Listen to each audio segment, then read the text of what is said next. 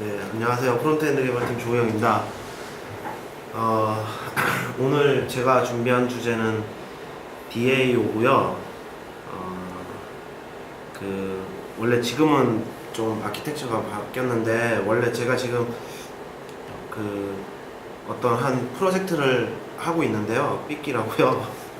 근데 거기에 원래 전 아키텍처를 제가 Node.js로 개발을 하려고 그랬어요. 그래서 Node.js랑 데이터베이스랑 액세스를 해야 되는데, 이제 그 데이터 액세스하는 부분을 어떻게 구현할지가 참 좀 고민이 됐었거든요. 원래 제가 꼬꼬마 시절에는 그냥 클래스 하나 만들어가지고 거기다가 액세스 코드랑 막 데이터 컨트롤 코드랑 비즈니스 로직이랑 다 그냥 갖다 넣었었어요. 그러니까 나중엔 진짜 죽도밥도 안 되고 감당이 안 됐었거든요. 그래서 그 다음번에 어떤 서비스를 만들 때 했던 방법이 데이터베이스 프로시저로 했어요. 그래서 데이터를 이제 셀렉트 해와서 어떤 집합 데이터를 만드는 거는 프로시저가 다 하는 거였죠. 데이터베이스에. 그래서 서버 측 스크립트, 서버 스크립트에서는 별로 데이터에 컨트롤 할 일이 별로 없었어요. 근데 그렇게 구현하면은 데이터베이스의 프로시저를 수정할 줄 아는 사람이 유지보수를 해야 되고, 근데 여러 가지로 취약점이 있었습니다. 그래서 이번에는 다오 패턴으로 이제 한번 해볼까. 물론 아키텍처 지금은 많이 바뀌었는데요. 다오 패턴으로 해볼까 이렇게 해서 준비를 하다가 다오 패턴에 대해서 물론 다 아시는 분들이 많겠지만 모르시는 분들도 있을 것 같아서 다오 패턴을 한번 주간 세미나 주제로 설명하면 좋을 것 같아가지고 준비를 해봤습니다. 네. 자, 다오 그러니까 데이터 액세스 오브젝트는 일단은 다오의 목적은 관심사의 분리인데요. 즉 보통 비즈니스 오브젝트라고 부르는 비즈니스 로직을 담당하는 객체에서 퍼시스텐트 스토리지에 액세스하는 로직, 그러니까 연구 저장소, 그러니까 데이터 저장 시스템 같은 곳에 액세스하는 로직을 분리하는 방법이나 분리된 객체를 말해요. 그래서 쉽게 말해서 감신사 분리를 해서 코드 개발이나 유지보수, 그리고 퍼시스텐트 스토리지 액세스 또는 커넥션 관리의 효율성을 높이는 패턴이거든요. 그래서 이 퍼시스텐트 스토리지는 영속성 저장 장치 또는 비휘발성 저장 시스템이라고 번역할 수 있어요. 네, 여기에서 데이터를 저장할 수 있는 시스템은 데이터베이스나 파일 같은 거, XML 형식의 파일 같은 거, 그리고 요새 많이들 쓰는 NoSQL이나 SQLite 이런 것들이죠. 네. 다오하지 않다라고 표현을 했는데요. 다오하지 않으면 이제 무슨 문제가 생길까? 그게 가장 진짜 첫 번째로 알아가야 할 것 같은데요. 첫 번째로 동일한 액세스 코드나 질의 코드가 중복될 수 있어요. 이는 코드 중복의 가능성이 내재됨을 얘기하는 거거든요. 어떤 액세스 코드가 다른 데서도 필요하고 여기서도 필요하면은 또 두 군데서 쓰게 되고 하는 거죠. 코드가 중복되면 이제 관심사는 당연히 혼란스러워지고, 코드 자체가 혼란스러워지면 개발과 유지 보수가 매우 어려워지게 되죠. 두 번째는 변경이 힘들고 OCP를 위반하게 된다는 건데, 어떤 비즈니스 오브젝트가 데이터베이스의 액세스까지 담당을 한다고 가정을 하겠어요, 지금부터. 근데 어느 날 데이터베이스가 아닌 파일로 데이터베이스를 액세스했던 코드들이 파일로 관리되도록 요구사항이 변경되어야 된다고 하면은 이미 작성된 비즈니스 오브젝트 코드를 오류 없이 수정해야 되잖아요. 근데 이는 거의 불가능한 일이죠. 테스트 코드가 있다고 해도 거의 불가능할 거예요. 그럼 이제 변경을 위해서는 코드를 수정하게 되니까 당연히 OCP도 위반하게 되는 거죠. 세 번째는 여러 곳에 코드들이 산재된다는 거예요. 그래서 데이터는 RDBMS, NoSQL, 파일, XML 등 다양한 종류의 스토리지에 저장되잖아요. 이는 필요한 데이터를 얻기 위해서는 액세스하는 스토리지가 달라질 수 있다는 것을 뜻하는데요.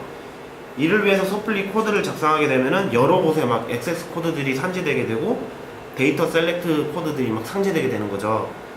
그러면 이제 코드를 읽거나 변경하는데 진짜 힘들어지는 거죠. 예를 들어 뭐 유저 데이터를 가져오는 거가 변경돼야 된다. 그러면은 어디에 있는지 모르는 거죠. 그게. 그래서 이런 문제점을 해소하기 위해서 DAO, 그러니까 비즈니스 오브젝트랑 액세스 로직을 분리하는 패턴이 나오게 됐어요. 그러면 DAO 하다면은 어떤 이점이 있을지 한번 봐야 되겠죠? 일단은 데이터 접근의 투명성이 보장된다는 거예요. 비즈니스 오브젝트는 스토리지에 대한 상세한 정보가 없어도 데이터 액세스를 할 수 있게 되는 거죠. 그래서 이는 DAO 내부에 액세스와 관련된 상세 정보가 모두 숨겨지게 되는 거죠. DAO 그 객체 안에. 비즈니스 오브젝트는 그런 상세 정보 필요 없이 그냥 투명하게 데이터 접근을 할 수 있는 겁니다. 두 번째로는 변경이 쉬워진다는 건데, 비즈니스 오브젝트는 필요에 따라서 DAO를 교체할 수 있게 되는 거예요. 데이터베이스 DAO가 있고 파일 DAO가 있으면은 필요에 따라서 DAO만 탁탁 같은 인터페이스라면은 바꿔서 사용하면 되는 거죠. 그래서 비즈니스 오브젝트의 코드가 굉장히 간결해질 수 있죠. 네. 그리고 세 번째는 방금 말씀드렸듯이 비즈니스 오브젝트 코드가 간결해진다는 거고, 네 번째로는 코드가 집중화돼서 유지 보수가 쉬워진다는 점이죠. 모든 데이터에 대한 접근 명령이 DAO로 위임되니까 액세스 코드들이 여러 곳에 산재되지 않고 코드가 이제 집중화되면은 코드의 중복도 제거되고 관심사가 한 곳에 집중되니까 유지 보수도 쉽게 할 수 있게 되는 그런 이점이 있습니다. 네, 여기까지 이제 DAO가 무엇인지, 그리고 DAO 하다면, DAO 하지 않다면 어떤 장단점이 있는지 봐왔고요. 그러면 DAO의 구현 한번 볼게요. DAO가 이제 뭔지 정확히 알아야 되겠죠. 간단한 DAO를 한번 살펴볼게요. 그러니까 스토리지 액세스하는 로직은 여기서 DAO 객체에서 추상화하고 캡슐화하고요. DAO는 데이터 리소스의 연결, 그러니까 커넥션 관리를 하거나 그 저장하는데 CRUD, 어떤 시스템의 CRUD를 담당하게 되는 거예요. 비즈니스 오브젝트는 DAO를 사용해서 데이터를 처리할 수 있게 되는 구조고, 이런 간단한 DAO, 그러니까 객체 두 개 그냥 관심사 분리해서 그냥 이름만 붙여가지고 나눴잖아요. 이런 간단한 DAO는 논리적인 관심사는 분리됐는데 결국에는 서로 결합되는 형태거든요. 그래서 단순히 처리 로직 일부가 다른 클래스에 분리된 형태라고 보시면 되겠어요. 그래가지고 이런 좀 더 유연하게 할 수 없을까 해서 나온 게 인터페이스 DAO죠. 그래서 이런 문제, 그러니까 비즈니스 오브젝트가 이 DAO를 사용했었는데 파일 DAO를 이렇게 사용하려고 그러면은 뭔가 이제 신뢰성이 좀 떨어지는 거죠. 지금 여기서는 제가 UML을 같은 인터페이스로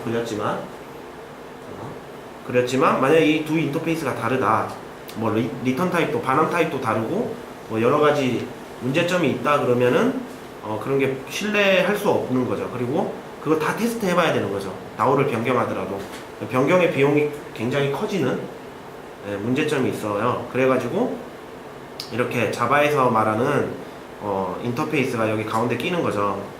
그래서 비즈니스 오브젝트는 이 인터페이스를 알고 있고요. 인터페이스만 알게 되고, 이 인터페이스를 상속받아서 구현한 어떤 DAO 객체든 간에 주입하든 아니면 내부에서 가지고 놀든 어떻게든 하면 신뢰성을 보장하고 데이터 액세스도 투명하게 할 수 있는 거죠. 네, 이런 형식으로 발전됐어요. 근데 이제 이것도 여전히 강하게 결합하는 거거든요. 결국에는 얘가 그 외부에서 주입해주지 않는 이상 내부에서 사용한다 그러면 뭐 이걸 사용할지 결정을 해야 되잖아요, 자기가. 그래서 new 뭐 데이터베이스 DAO, new 파일 DAO 뭐 이런 식으로 하겠죠. 결국에는 인터페이스로 형식을 신뢰할 수는 있는데 결국은 강하게 결합되는 형태인 거예요. 그 다음에 이 문제를 해결하자 해서 나온 게 팩토리로 구현된 DAO였어요. 그래가지고 그 아까 말씀드린 문제를 해결하기 위해서 DAO 생성 자체를 팩토리 객체한테 위임하는 거죠. 그래서 한 단계 더 추상화되는 거고요. 여기 팩토리. 그럼 얘를 이용해서 이제 얘 구체 클래스가 뭐가 있는지 신경 쓰지 않아요. 얘는 이제 뭐가 있어도 상관없어요. 얘가 어떤 걸 만들어서 전달해 주는 건 얘가 결정하는 거죠. 그래서 팩토리로 디자인해서 비즈니스 오브젝트는 더 이상 다오 인터페이스의 구체 클래스를 알지 않아도 되는 형태. 그래서 비즈니스 오브젝트는 다오 팩토리를 사용해서 다오 인터페이스로 구현된 구체 클래스를 반환받아 사용하면 되는 거죠. 비즈니스 오브젝트는 특정 다오 객체를 의존하지도 생성에 관여하지도 않는 형태가 되는 거예요. 모든 것은 팩토리가 결정하게 되는 거죠. 결국에는 이건 뭐 다 자바에서 나온 거죠. 인터페이스 없잖아요. 자바스크립트에서는. 어쨌든 뭐 이런 형태가 있다. 다오는 어차피 그쪽에 아키텍처니까 이런 어떤 식으로 나누는지 이런 거 하면은 도움이 될 것 같아요. 설계할 때. 그 위에 이제 되게 많이 발전된 것들이 있어요. 앱스트릭트 팩토리나 팩토리 메소드 패턴을 이용해서 좀 더 유연하고 신뢰성 있는 다오 구축하는 방법도 있고요. 그리고 그 다오 패턴이 굉장히 많은 클래스를 양산해요. 어떤 다오 인터페이스를 두고 구체 클래스를 막 만들고 또 그거에 대한 팩토리를 만들고 막 해서 너무 클래스가 양산되니까 너무 비효율적이다 해서 나온 게 또 다오 그 데이터 액세스 메소드 패턴이라고 있어요. DAM 패턴인데요. 뭐 이런 구현 전략도 있어요. 네, 이런 거는 추가적으로 관심 있는 분들은 찾아보시면 될 것 같아요. 네. 그래서 다오의 상식. 네. 이제 뭐 비즈니스 오브젝트가 뭐 나오고 하거든요. 어디에서는 또 뭐 도메인 오브젝트라고 부르고 어디에서는 뭐 밸류 오브젝트 뭐 이런 거 불러요. 근데 이제 용어를 좀 더 설명드려서 나중에 뭐 커뮤니케이션 할 때 유용할 수 있도록 이 챕터를 준비했어요. 그래서 일반적인 다오 구조 잠깐 보시면요. 이게 일반적인 다오의 다이어그램이에요. 그러니까 다오는 당연히 이 전체는 모델 레이어 안에 있는 거고요. 컨트롤 레이어도 아니죠. 당연히 모델 레이어 안에 있는 거고, 비즈니스 오브젝트가 다오를 이용해 가지고 데이터 액세스를 하는 거죠. 그럼 다오는 데이터를 가져오겠죠. 여기 끄집어 나오는 거죠. 필요한 데이터를. 그리고 이 데이터 액세스 오브젝트가 그 DTO라고 불러요. 데이터 트랜스퍼 오브젝트 혹은 밸류 오브젝트죠. 이 객체를 만들어요. 크리에이트나 유저에서 만들어서 이걸 비즈니스 오브젝트한테 전달해 줍니다. 네, 그런 형태죠. 그래서 이제 비즈니스 오브젝트는 어떤 값이 변경돼야 돼 라고 하면은 여기에 이제 getset 있잖아요. 여기 getset을 이용해서 뭔가를 이제 갱신하거나 뭐 비즈니스 로직적인 문제를 풀어서 객체를 갱신해서 이 객체 자체를 여기한테 넘겨주는 거죠. 그럼 다오가 그 객체 다시 값 받아서 다시 업데이트 시켜주거나 딜리트 시켜주거나 하는 구조고요. 그래서 데이터 트랜스퍼 오브젝트라는 이름이 굉장히 잘 지은 것 같아요. 정성 객체. 네, 이런 프로세스를 본다면. 그래서 어느 정도 여기까지는 이해되시죠? 그래서 바로 이제 근데 좀 헷갈리는 게 여기 보면 비즈니스 오브젝트가 있고 도메인 오브젝트가 있고 뭐 데이터 트랜스퍼 오브젝트, 뭐 밸류 오브젝트 뭐 이런 것들이 있잖아요. 이런 걸 조금 더 상세하게 설명드릴게요. 먼저 비즈니스 오브젝트를 볼게요. 비즈니스 오브젝트는 줄여서 BO라고 써요, 보통. 그래서 블로그 같은 거 보시면 그냥 뭐 어떤 BO를 이용해서 뭐 유저 BO를 이용해서 어쩌고저쩌고 뭐 이런 식으로 써요. 그럼 BO라고 써 있으면은 비즈니스 오브젝트구나. 뭐 이런 아키텍처에서 BO라고 보시면 되고요. 이는 이제 도메인 오브젝트라고 불려요. 똑같은 거예요. 그냥 BO, DO 똑같거든요. 그냥 비즈니스 오브젝트, 도메인 오브젝트라고도 불린다 정도만 보시면 되고, 도메인 오브젝트는 DO라고도 그냥 써서 줄여서 쓰기도 해요. 결국은 BO랑 DO는 동일한 거고요. 이름만 다른 거죠. 서비스 로직에서 사용되는 데이터 객체 있잖아요. 어떤 서비스 로직에서 어떤 문제 해결을 위해서 사용되는 객체는 전부 다 이제 얘네들이라고 보면 돼요. 서비스 로직에서는 얘네들을 가지고 쓰는 거거든요. 그래서 BO는 DTO의 비즈니스적인 코드 구현을 포함해서 어떤 그 DTO의 그러니까 밸류 오브젝트의 비즈니스적인 로직을 얘가 구현하고 있는 거고요. 그래서 서비스 로직에서 사용할 수 있는 뭐 비즈니스 데이터, 행동, 위임 코드들, 뭐 비교 코드 같은 것들 있잖아요. 보통 우리가 자주 위임하는 것들을 여기에 다 넣는 거죠. 이런 것들을 관리하는 객체예요. 다음은 데이터 액세스 오브젝트, 다오죠. 다오라고 쓰고 보통 이제 이런 스토리지라고 불리는 여러 것들, 그러니까 그 데이터 시스템과 데이터를 주고받기 위해서 사용되는 객체인 겁니다. 다오 구조에서는 캡슐화를 위해서 시스템의 모든 데이터베이스 액세스는 다오를 통해서만 이루어져야 돼요. 이런 그 전제 조건이라고 하죠. 다오 객체의 전제 조건 중에 하나인데, 데이터베이스의 액세스는 다오를 통해서만 이루어져야 된다. 그리고 하나의 다오는 하나의 기본 도메인 오브젝트 또는 하나의 기본 엔티티를 담당한다. 그런 전제 조건이 있고, 도메인 객체 생성을 하거나 기본 키에 의한 읽기, 업데이트, 삭제, CRUE를 담당해야 된다. 뭐 이런 전제 조건들이 있어요. 이런 것들을 충족해야 된다는 거죠, 다오라면은. 네. 그 다음이 데이터 트랜스퍼 오브젝트인데요. 이걸 DTO라고 불러요, 보통. 얘네를 줄여 쓰는 경우는 가끔 있는데, 얘는 그냥 진짜 DTO라고 써요, 그냥 사람들이.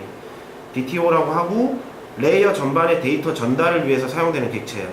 그러니까 비즈니스 오브젝트랑 비즈니스 오브젝트 사이에 뭔가 데이터를 전달해야 돼. 그러면은 얘를 쓰는 거고요. 얘를 레이어 간에 전달을 막 하는 거예요, 핑퐁 하면서. 그리고 BO랑 DAO 사이의 데이터 교환을 위해서도 얘를 쓰는 겁니다. 이 객체는 비즈니스 구현은 담당하지 않아요. 옛날에는 VO, 그러니까 밸류 오브젝트라고 불렸는데요.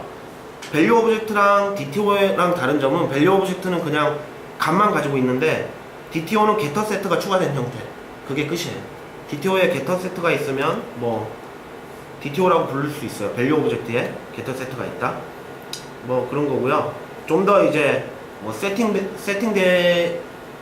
그러니까 바뀌면 안 될 값들을 그 세트 안 만들어주면 뭐 안 열어주고 뭐 이런 것도 할 수 있겠죠. 이런 점이 VO랑은 다른 점이에요. 네. 그 다음에 이제 이건데요. 퍼시스턴트 스토리지는 영속성 저장 장치라고 번역될 수 있고, 단어에서 비발성 저장 시스템을 가리키는 것을 알 수 있죠. 보통은 RDBMS, 파일, XML 등이 여기에 있어요. 여기에 해당해요. 자, 여기까지 단어 정립도 했는데, 어떤 흐름으로 되는지 잘 모를 것 같아요. 그래서 아키텍처는 알았지만 흐름에 대한 이해를 좀 더 돕기 위해서 제가 시퀀스 다이어그램을 준비해 봤어요. 그래서 일단 제가 일반적인 다오의 흐름을 한번 보여드릴게요. 그래서 4개의 객체가 존재하죠. 비즈니스 오브젝트가 있고, 다오가 있고, 스토리지, 데이터베이스, 퍼시스턴스 스토리지가 있고, 전송 객체, 데이터 트랜스퍼 오브젝트가 있는 거예요. 이 4개가. 비즈니스 오브젝트에서 어떤 비즈니스 로직을 처리하기 위해서 데이터가 필요해요. 그래서 얘한테 일단은 다오 객체를 얘가 생성을 하겠죠. 가지고 있고, 어떤 비즈니스 로직을 처리하기 위해서 필요하니까 그 로직에 대한 ID 값을 던져서 다오한테 야, 이 데이터를 줘 라고 던지는 거예요. 이 다오는 어떤 스토리지에 액세스를 해서 셀렉트를 해오겠죠, 데이터를. 그럼 얘가 데이터가 있으면은 데이터를 반환해 주는 겁니다, 다오한테. 다오는 DTO 그 데이터를 반환받아서 DTO를 생성하는 거죠. 데이터 전송 객체를 생성해서 이 DTO 객체를 비즈니스 오브젝트한테 넘겨주는 거예요. 그 다음에 비즈니스 오브젝트가 이제 막 비즈니스 로직을 처리하다 보니까 DTO의 값이 갱신돼야 돼. 그러면은 sum value 함수로 노출해서 어떤 값을 갱신한 거예요, DTO. 갱신한 다음에 야, 이거 갱신됐으니까 다오한테 스토리지의 정보를 갱신해줘라고 해서 DTO 자체를 넘기는 겁니다. 하드 코딩된 어떤 데이터를 넘기는 게 아니고 DTO 자체를 넘겨요. 그럼 DTO는 이걸 받죠. 받아서 얘한테 get some value, 그러니까 바뀐 값을 알아야 될 거 아니에요. DTO한테 야, 바뀐 값 줘 라고 물어서 바뀐 값을 받아오는 거죠. DTO가 받게 되면 당연히 그 스토리지한테 업데이트 해라, 아니면 정보가 업데이트 되는 겁니다. 이게 이제 일반적인 흐름이에요. 간단한 케이스로 한번 설명드렸고요. 코드를 잠깐 볼까요? 원래? 뻗었다.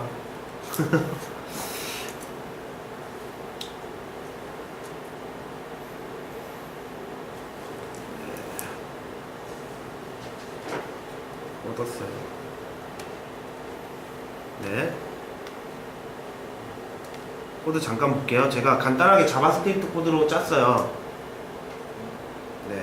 짰는데 스튜던트 이거는 DTO 객체입니다. 스튜던트는 아이디랑 네임, 에이지 값이 있고 뭐 그거에 대한 게터 세트가 있어요. 있죠? 뭐 사실 아이디는 세트가 필요 없는데 일단은 이해를 돕기 위해서 이런 만들었죠. 이게 이게 생성자죠. 생성자의 이제 세 개의 데이터를 받아서 뭐 데이터를 하는 그냥 그 DTO 밸류 오브젝트고요.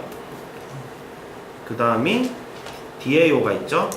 DAO는 이제 어떤 커넥션 객체를 외부에서 주입받는 게 뭐 유연성을 위해서 보통으로 구현하는 방식이라 그러는데 뭐 내부에서 커넥션을 해도 뭐 저는 크게 문제는 없다라고 생각을 하는데 어쨌든 뭐 그런 대체적인 대중적인 한번 방식으로 이렇게 구현해서 커넥션 객체를 받았죠.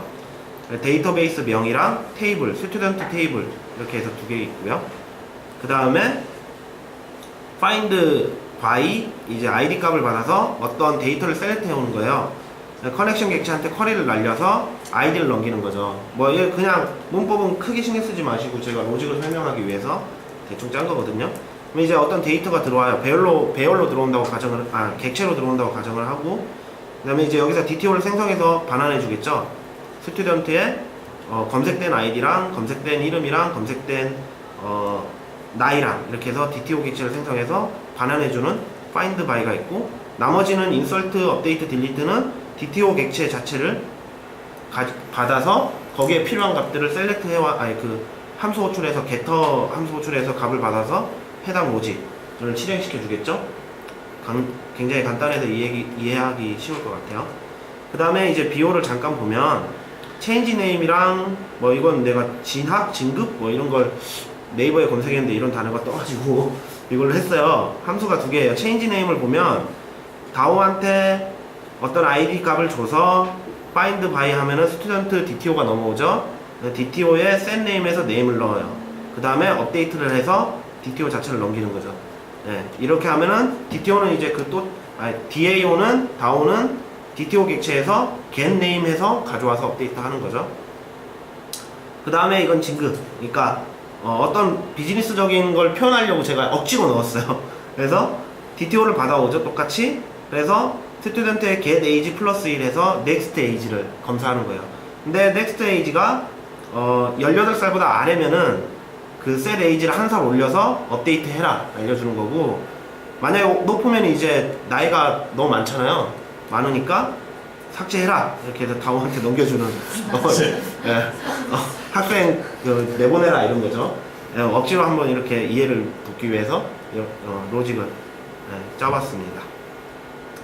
자, 그래서 오늘 소개해드린 다오는 매우 간단한 로직을 구현하고 있고요. 여기에 트랜잭션 처리나 막 다중 스토리지 처리가 들어가면은 막 다오가 또 다른 문제에 직면하게 돼요. 어떤 이는 이제 이를 위해서 다오는 진짜 데이터 처리에 대한 상세 로직은 구현하지 않아야 된다. 그러니까 쿼리조차 딴 데다 추상화시키고 다오는 진짜 액세스만 담당해야 된다라고 얘기하는 사람들도 있고요. 뭐 여러 가지 방법은 있어요. 근데 어쨌든 어떤 문제가 있는데 그 문제를 해결하는 올바른 방향으로 나아가는 거면 뭐 괜찮은 거겠죠. 자바스크립트에서는 특히 프론트 단에서는 데이터 액세스하고 뭐 하고 하는 로직이 별로 그렇게 복잡하지 않아요. 그래서 우리는 그냥 비즈니스 오브젝트에다가 그냥 다 넣잖아요. AJAX 코라는 코드도 넣고 다만 이제 그 밸류 오브젝트만 좀 분리해서 이렇게 하고 밸류 오브젝트가 한 10개 n대 1의 관계로 비즈니스 오브젝트랑 밸류 오브젝트랑 관계를 맺잖아요. 그리고 이제 우리는 비즈니스 오브젝트를 그 컬렉션이라고 부르고 지금 커뮤니케이션 하고 있는데요.